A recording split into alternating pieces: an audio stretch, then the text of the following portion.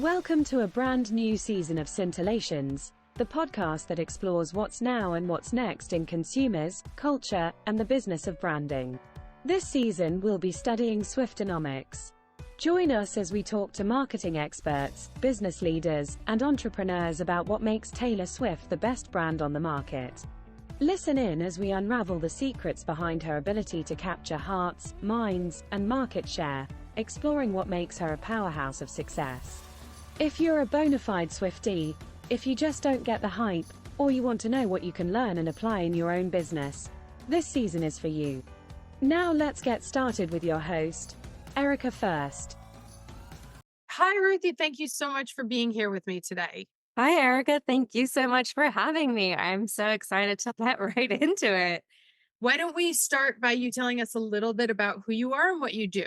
Of course, I've been in marketing in the tech space for about 10-ish years. I've done everything from B2C, B2B, SaaS, content, partnerships.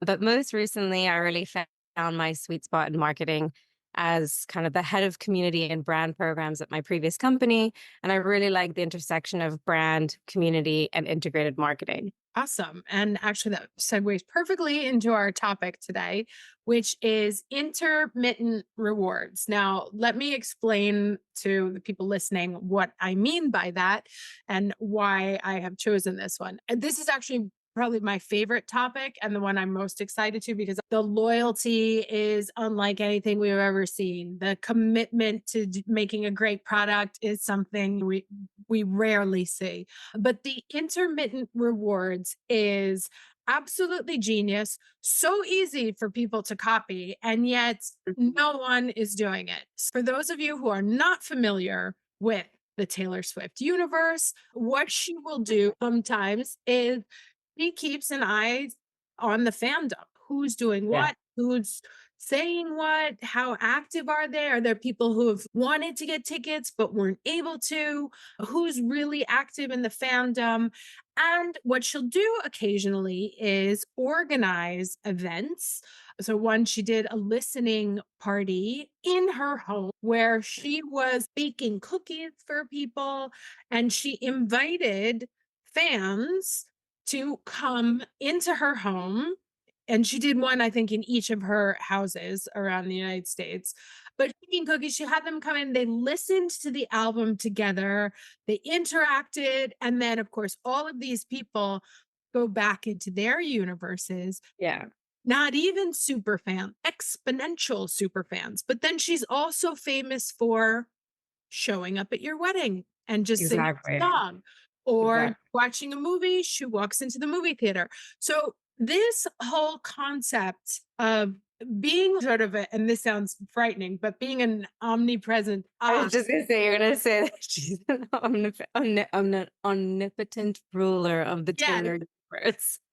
It's little brother E, but in the best way, because if you're an active fan person, she could 100% knock at your door. And from a point of fidelity to a brand, this makes you work harder. This makes you pay more attention, get more of this. So from a strategic point of view, this to me is absolute genius. Let me turn the mic over to you. Tell us a little bit about how she runs her intermittent rewards and what you think about it. I just think, obviously it goes without saying that this woman is a marketing genius and the team behind her, absolute geniuses. And the fact that she really does this entire persona interaction, it really is run a brand and in such a genius way, but also always kept to feel human. And I think so one of the things, of course, it goes from giving the fans just a little bit. It could be something like a cryptic teaser that only someone who's a true fan would enjoy and get the benefit, and then they would go into a subreddit like crazy. There's the surprise releases. There's limited time offers and very exclusive content. I think that there's so many ways that non-Taylor brands could take a page out of her marketing book. And I think, like you said, the interactions, creating a deeply viral moment. Imagine just her presence, how much content and buzz it creates online. So if a fan is even within 2 meters of this woman, the amount of excitement and genuine interest online that it's going to start to kind of set off this chain reaction. I think the fact that she also personalizes her surprises, it's not just like, oh, here's a collective surprise or gift to my general fandom. She's really specific. She goes really taking into consideration the backstory of this specific fan, the trouble that they've had, and how she's specifically going to go out of her way to surprise and delight them. And I think that, I mean, yeah, brands could learn a lot from Taylor. Let's be real. Yeah, and it's not like I said, the thing creating loyalty is hard, right? And So showing hard. up 100% of the time is hard. This process of listening to your consumers, showing that you're on the ground with them, paying Yeah. attention to them and rewarding them for their passion, for their attention, for So their service, because ultimately it's the ones who are spreading the most. she has a free ambassador club, basically, Yeah. just running word of mouth marketing for her whole day, every day. And it's done by ultimately the cost is zero to invite Yeah. 10 people to her house. Okay, she probably paid for airfare or not, but just showing up at someone's wedding, that costs very little, singing one song. And yet there's videos on TikTok, there's videos on Instagram, there's on YouTube, people talking about that. Those people are going to be disciples for the rest of their lives. What are some ideas that you think brands could do to create this kind of attention or buzz around them? I mean, I think something that Taylor does so well that you've kind of mentioned that any brand could do is really be so specific and pay so much attention to your consumer, like celebrating a milestone, but that's very specific, not a generic, oh, you've been buying with us for 1 year. Who cares? But really showing that you see and acknowledge and recognize the individual fans of your brand. And I think that she obviously does it incredibly well. And I think that brands could really hone in on creating more customized, specialized gifting and rewarding based on true information that they have and really start to create profiles on their consumers. Something just very specific, not just a generic, yeah, it was your birthday, here's $20 off. And I think that consumers, they really respond well to that. Any kind of personalization, any kind of intentional, specific rewards that only me as my individual self as a consumer benefits from this. And I see how this is for me. I really feel this is something that the brand has provided me, not just all customers. Yeah. Yeah. And I love that idea of not just because every brand has a loyalty program and they're all, every time you put, thank you for your purchase. We're so proud to have you as a customer, blah, blah, blah, blah, blah, that nobody pays attention to those anymore because they're It's so, also generic. Yeah.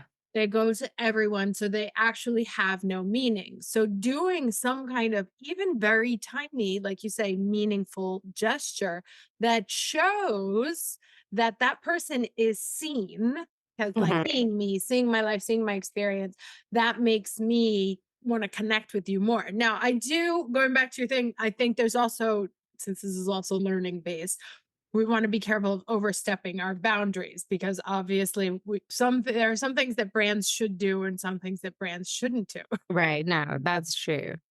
So you want to be, The unexpected acts of kindness that Taylor Swift really excels at. I think that brands can definitely copycat this. It could be even something very small, like just because you've been a loyal customer, today only just you as an individual, you get to choose, you get to restock the 3 things that you buy the most for free. And it's a bit of this surprise and delight, but to the nth degree. But I do think that that is something that brands could totally copycat. yeah, I think the interesting, because obviously there's a recipe that works here. And one aspect, I think that it's not related to purchase and not even necessarily related to the product, right? So True. maybe it's not today, I'm going to give you, here's an extra $5 off your favorite toothpaste, but maybe it's today's Valentine's Day. Let's take a day off. Here's a cake. Something that's fun, but that's for you and you don't have to purchase it. And it's not to Exactly. increase our numbers. It's almost like no strings attached, right? That it's I'm just trying to do a nice thing. And I like what you said there, the unexpected acts of kindness, especially that phrasing, because obviously random acts, it could be whenever. The unexpected is really what makes it, Really important. Yeah. that's what makes it so special. And that's what makes it so powerful professionally. Because if I'm like, well, wait, at any second that Mhm. happened Mhm. to me, that could be me, then I'm going to start investing. Maybe I'll start paying more attention to that brand or start doing. Because of the virality of some of these acts of kindness or some of these gifts or rewards, if it really is just for fun, unrelated to the product, just something super cool that people then post on social. Oh my God, my toothpaste brand just sent me a cake. How random. And obviously that kind of stuff can really start to pick up. Oh, that's exclusive. I want to be part of it. Yeah, and it makes you feel special in some way, which is so also much a part of her brand and the relationship that she has with her fans, which is that we're in this together. So it's like if you were traveling, you might see a fun thing that you picked up for your friend and you just give it to them and they're like, "Oh my gosh, that's so amazing. Thank you so much." That's kind of the same logic behind it, right? Like Totally. saw this, thought of you, wanted you Thought of you. to just say Exactly. I like that too. And I think actually you kind of touched on something that's really interesting too, is that all of this is done, but Taylor doesn't feel like a distant being, omnipotent. It is really done with an authentic, genuine, I'm an accessible, real person. I'm not a goddess. So I think that if brands can also do this from a place of authentic engagement and creating a strong sense of connection as well in that loyalty and in that random acts of kindness, I think that's the winning combo. It's like yeah. really like, oh my God. I think a lot of brands are quite good at this and a lot of brands are shifting towards the strategy, but kind of personifying different human traits like Duolingo now, the way that they interact on social media. So it's like a Gen Z, well, it is run by a Gen Z social media marketer, but the point is that it gives so much personality to Duolingo. And I think that Taylor also leans into that a lot as well. This is my personality. I'm girl next door. I'm just like you. I'm not super perfect and da da da. And I think that a lot of brands that if they kind of remove that air of, oh, I'm speaking to you or at you as a brand name versus show a bit of personality, be quirky in the email, really show that this isn't just a generic marketing communication, but rather like, oh, this is the personality of X brand. And when all of that comes from a personality or a brand that feels like you could connect to them or it's very high level, I think it just adds so much. Yeah. And there's well, because there is like you said, there's that human element to it. Now you mentioned that there are brands that are really good at doing the human thing. Who are some and what examples can you give us? Okay, so right now, of course, all I can think about is Duolingo because I mentioned it, but I do think that I have started to see, and I'm blanking obviously, but there's so much of that back and forth banter on X or whatever it is, but showing a lot of personality in communication it goes such a long way because I think Duolingo has now established themselves not a boring language learning app, but like cheeky, mischievous, interesting, wacky. I mean, these are not adjectives you would previously describe Duolingo as. You'd be like, oh, that app that I downloaded that I need to do, but I never do. But now they've completely owned this personality of the wacky owl and all these things. And I think that you need to find what sets you apart as a brand, what is your personality, and then go all in on it. And by the way, that's exactly what Taylor does. I'm girl next door. I'm relatable. I'm just like you. I'm just a dorky girl. She goes so hard on that persona. And I think that it has served her immensely because it reiterates the authenticity of her brand every time. Is that she's always true to that.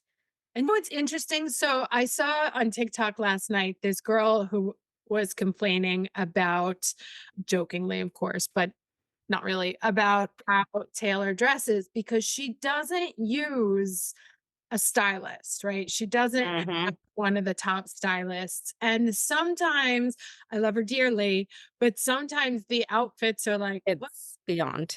It's beyond. And sometimes their outfits are awkward and the look just it's not happening. And that's unexpected and unusual for someone at that level of success It's obviously not a money question, and it's Oh, yeah, the nails.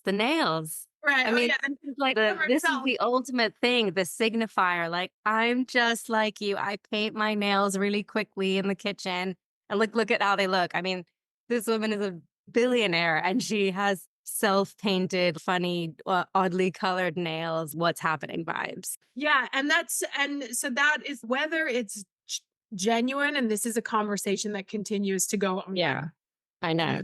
We'll never know. I mean, I think it is genuine, but also genuinely doubled down on Double down on for sure. as For sure. genuine, right? She knows what works, but that's the whole point about knowing your personality and what your brand person. It's actually something I do with the brands I work with, which is we literally develop like a Jungian psychological of who we are, what we believe in.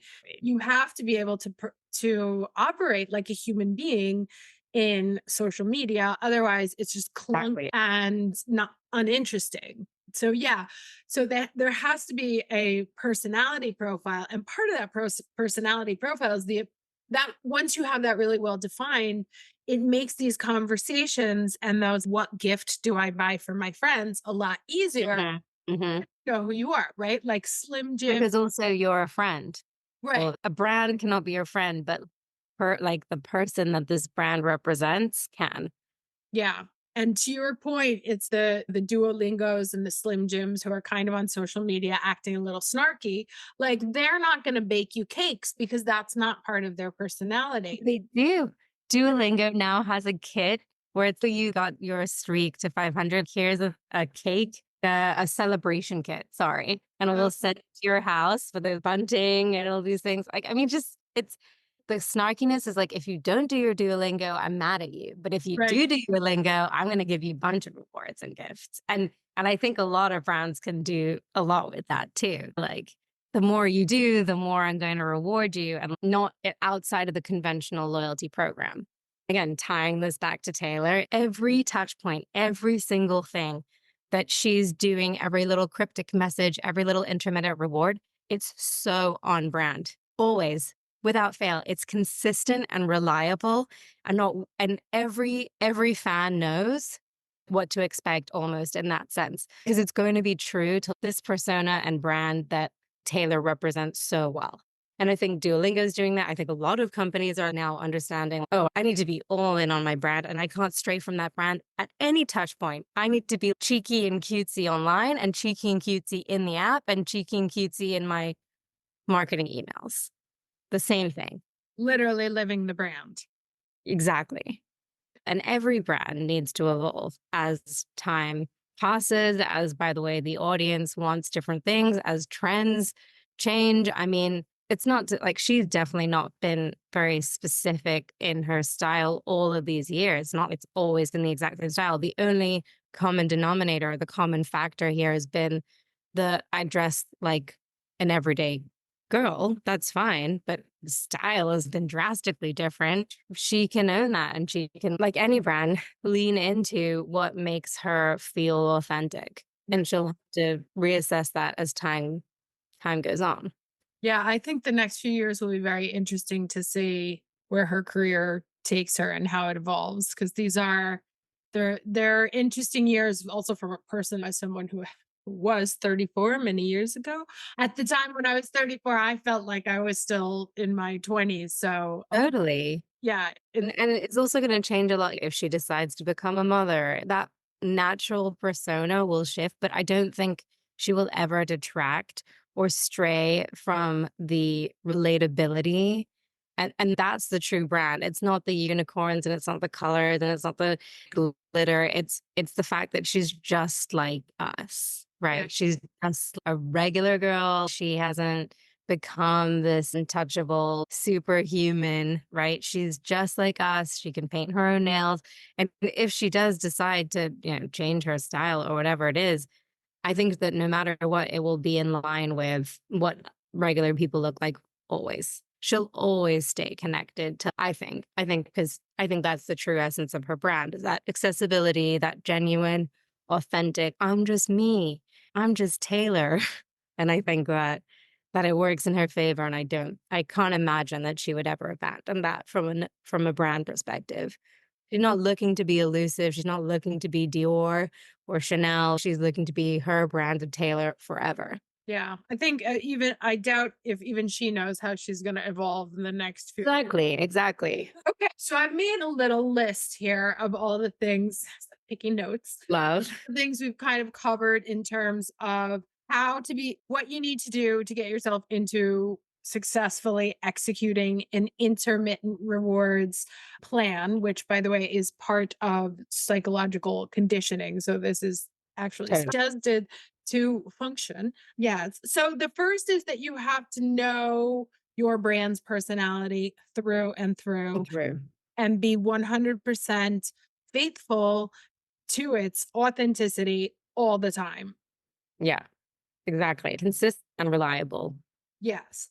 And you have to know what kind of gifts or what kind of surprises are within your personality, right? Exactly. Beyonce is going to give you a very different gift than a Taylor Swift is going to give you. So, what would your brand give? It should be personalized and customized, but not in a drop first name here, in a way that is specific to the end person without being creepy and invasive. Acknowledging, recognizing, making someone feel seen, but like you said, always kind of towing that line between being seen and being surveilled. Oh, yes. It's a fine line. You want to feel that they're cared for, but not like, how long have these people been watching me? Like, so they do listen on my cell phone. You don't want situations like that. It should be something unexpected, as you said, perhaps an unexpected act of kindness, the way a friend would pick up a gift while traveling or saw this thought of you kind of mentality that is not related to purchase or product or specifically linked to making your brand more money. It has to be sort of detached. The transactional nature has to be invisible, let's put it that way. And makes you feel special and seen and shows that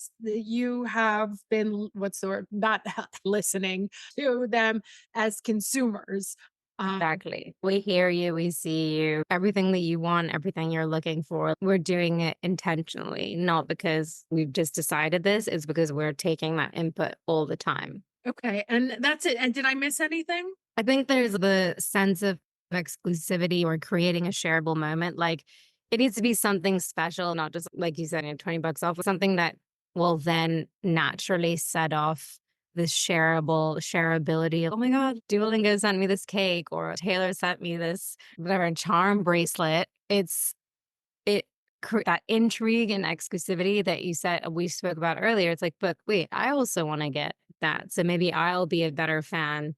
And the more that I invest in being a fan, I'll get these rewards too. Yes, exactly. And that the shareable moment comes from the unexpected nature of it because they are expecting, thank you, here's 10% off your next purchase. Yeah. Yeah. So if you send something that sort of breaks the mold or breaks with tradition or what's expected, hence the intermittent part of it, then that is what garners more attention. Did I miss anything? Anything else you want to add to round this out? I think there's a lot of elements here and so the through line to me is the authenticity and staying true to your brand across all of these touch points, whether it's the random act of kindness, whether it's the personalized aspect of it, whether it's the exclusivity, all of these things, they just need to be within the realm of being authentic and true to your brand, whatever that is, whatever you've decided that is. Right. And execution. So I always say this execution means two things. It's how you go about doing something. It's also where you fall down. Because if you're like, oh God, I've got the perfect gift. And then there's a cross mess up on the data and you put a different person's name on it's worse. Every marketer's nightmare. Yeah. So be prepared to put attention and effort into making sure it's done properly, which is one of the other things that we've talked about that Taylor is so famous for. She never gives anything. There is no half-assing with anything in the Taylor universe. It is, she's thinking about it way more than any of us ever will. And it's so thoroughly, carefully curated that there will be no mistakes. So if you're going to do it, you have to do it properly. So well. No, it's so true. Yeah, so I think there's that. And the other thing that is so important, even that it's not that she doesn't lead with this, but in reality, what's actually happening is this VIP special treatment for a real Swiftie. It does create something for other fans to work towards. So there is an exclusivity, even though she's being really inclusive and I'm really personal, it's still okay, but I didn't get that, which means there is an exclusivity thing. There is a VIP thing that you can work towards because it gives other fans something to work towards, to be a part of that they're not currently a part of. Yes. And I mean, because we're also being honest here, because it's a business podcast, these are not, most of the people that were selected have universes and communities of their own. So they are little beacons in their own population. So you hit the one, but you reach many. Exactly. No, it's true. It's true. And there are a lot of ways, right, that a brand can really mark when you are a VIP, when you are deserving of our special treatment, this is what happens. Yeah. And then, like you said, sets the tone and others can see, oh, that's cool. I want to get this. I want to be seen this way, or whatever it is that the gift ends up being, or the reward. Well, then thank you so much for your thoughts and insights today, Ruthie. This was super fun. This is so fun. I'll talk about Taylor Swift and marketing anytime, Erica. So feel free to tap me up forever. Okay, but actually, before I let you go, I've been asking almost everybody. Sometimes I forget. Favorite Taylor Swift song? Oh, come on. That's pretty much impossible. Pretty much. I guess because I recently watched the movie for the second time in the movie theater. I think Karma, because that just kind of is the vibe at the end. And I love it. Awesome. Well, thank you again for being here with me. And I hope we can catch up again soon. Yeah, thank you so much, Erica. I really appreciate you taking the time to include me. Thanks for joining us for another episode of Scintillations. If you've enjoyed listening to us, please subscribe, rate, and review. It helps us share our learnings with more curious and interested people like yourself. See you next time.